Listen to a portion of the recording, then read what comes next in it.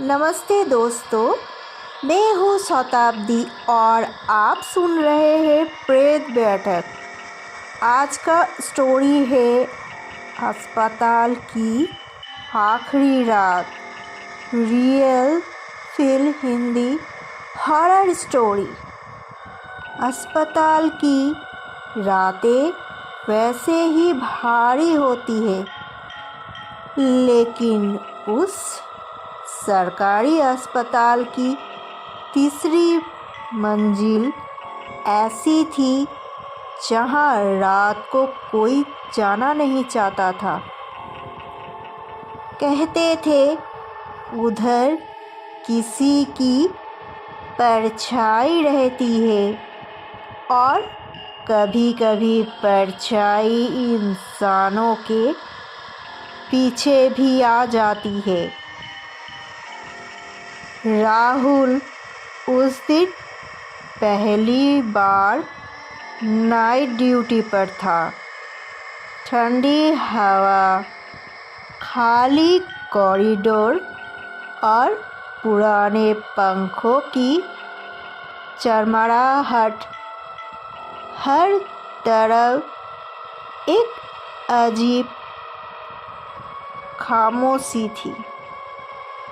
Ward boy Ramesh ने उसे चेतावनी दी, भैया तीसरी मंजिल पर मत जाना, रात 3 बजे वहाँ कोई चलता है पर इंसान नहीं होता।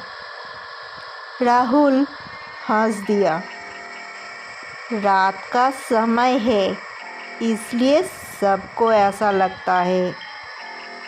लेकिन उसकी हंसी ज़्यादा देर नहीं टिकने वाली थी।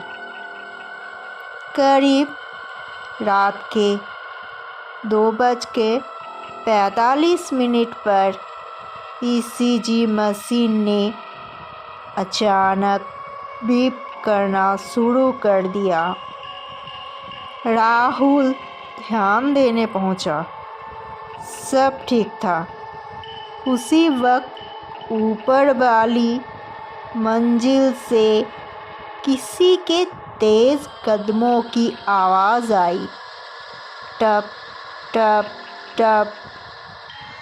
वो रुक गया, आंखें ऊपर छत की तरफ। दिल तेज धड़कने लगा। रमेश ने डरते डरते कहा, ये वही है, रोज़ 2:45 से 3:10 के बीच चलता है। राहुल ने सोचा कोई सिक्योरिटी गार्ड होगा, पर उसने हिम्मत करके सीढ़ियाँ चढ़ना शुरू कर दिया। उसने आखिरी सीढ़ी पर पैर रखा ही था कि हवा अचानक बर्फ की तरह ठंडी हो गई। लाइट 1 सेकंड के लिए बुझी, फिर ऊपर के कॉरिडोर में एक साया खड़ा था। पीछे से रोशनी कम थी, पर इतना दिख रहा था कि उसके पैर जमीन को छू ही नहीं रहे थे। राहुल के सांस अटक गए। साया धीरे धीरे उसकी तरफ बढ़ने लगा। टप टप टप। लेकिन उसके पैर अभी भी हवा में थे। राहुल भागते हुए नीचे आया। रमेश बोला, तुम्हें दिख गया है ना? राहुल ने कांपते हुए सर हिलाया। फिर उसने एक पुरानी फाइल मांगी। कोई था क्या तीसरी मंजिल पर? रमेश ने एक भूरे रंग की भूल भरी फाइल निकाली। Patient 308 Sabita, admission 2015। Death on 3rd floor. Time 2:50 रात के।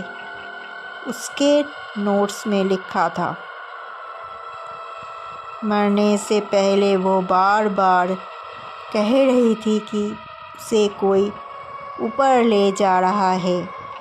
किसी के कदमों की आवाज़ और एक लंबा काला साया।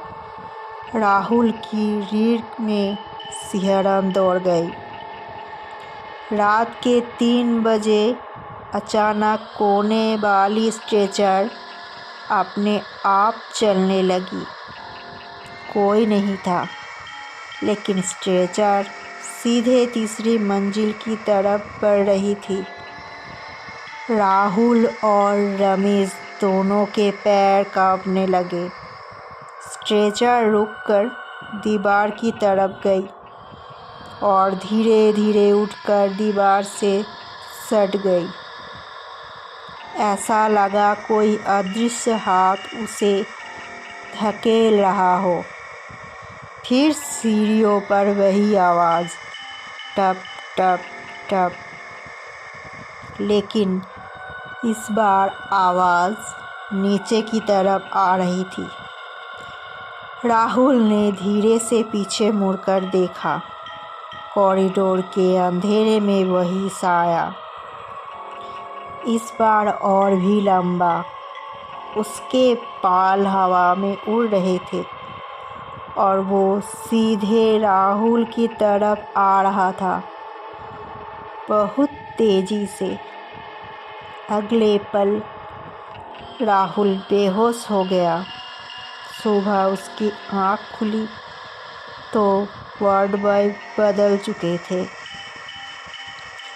नए वार्ड बॉय ने बताया, कल रात 3:10 के बाद यहाँ किसी के चीख सुनी गई थी, इसीलिए सब लोग इकट्ठा हुए।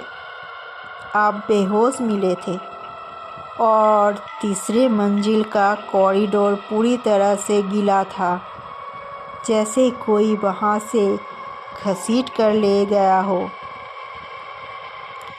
फिर उसने धीरे से कहा, वैसे मरीज 308 की मौत को आज 10 साल पूरे हो गए।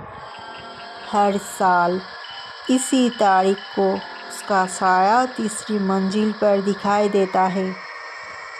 राहुल ने डरते हुए पूछा, क्या उसकी आत्मा अब भी यहाँ है? वार्ड बॉय बोला, हाँ, और वो अब उन लोगों को बुलाती है जो उसके जाने के समय अकेले होते हैं। राहुल ने कांपते हुए देखा। उसके हाथ पर नीले उंगलियों के निशान थे, जैसे किसी ने रात को उसका हाथ पकड़कर खींचा हो। उसने सिर्फ एक बात कही, मैं आज से नाइट ड्यूटी कभी नहीं करूँगा, और वो नौकरी छोड़कर चला गया।